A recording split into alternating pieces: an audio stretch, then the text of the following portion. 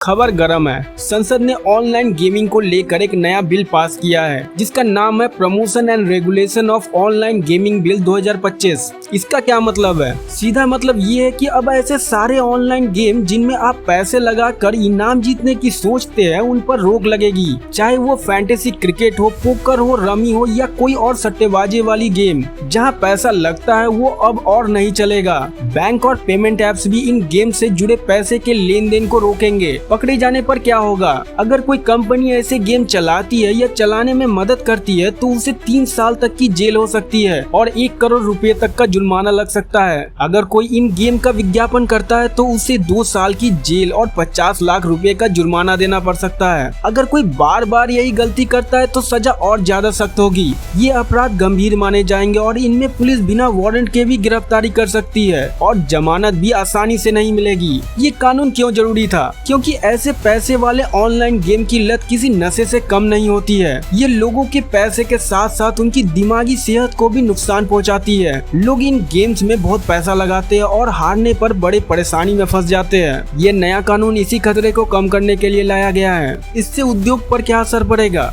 आज भारत में online gaming का बाजार 3.7 अरब डॉलर का है और उम्मीद थी कि 2029 तक ये 9.1 अरब डॉलर तक पहुंच जाएगा। इसमें लगभग 86% कमाई इन्हीं पैसे वाले गेम से आती थी और अब कमाई का तरीका बदलेगा। जो गेम खतरनाक थे उन पर रोक लगेगी और सुरक्षित, सही और हुनर वाले गेम्स को बढ़ावा मिलेगा। अच्छी बात क्या है? इस कानून की सबसे अच्छी बात ये है कि ई स्पोर्ट को अब सरकारी तौर पर खेल का दर्जा मिल गया है। इसका मतलब है कि जो युवा अपनी खेल कूद की हुनर और लगन से गेम खेलना चाहते हैं उनके लिए अब एक सही और सम्मानजनक रास्ता खुल गया है। उन्हें टूर्नामेंट, ट्रेनिंग और स्पॉन्सरशिप मिल सकता है जिससे वो अपना करियर बना सकेंगे बिना पैसों के दाव पेच के। इन सब बातों का निष्कर्ष क्या है? देखिए, कभी कभी सही फैसले मुश्किल लगते हैं लेकिन ऐसे ही फैसले देश को मजबूत बनाते हैं। ये कानून उन लोगों को बचाता है जो ऑनलाइन गेमिंग के लत में फंस सकते थे। ये गलत तरीके से चल रहे गेमिंग को खत्म करेगा और ये ई स्पोर्ट, पढ़ाई वाले गेम्स और हुनर पर आधारित गेम जैसे नए और अच्छे तरीकों को आगे बढ़ाएगा। सुरक्षित गेमिंग, मजबूत भविष्य, यही भारत का अगला कदम है।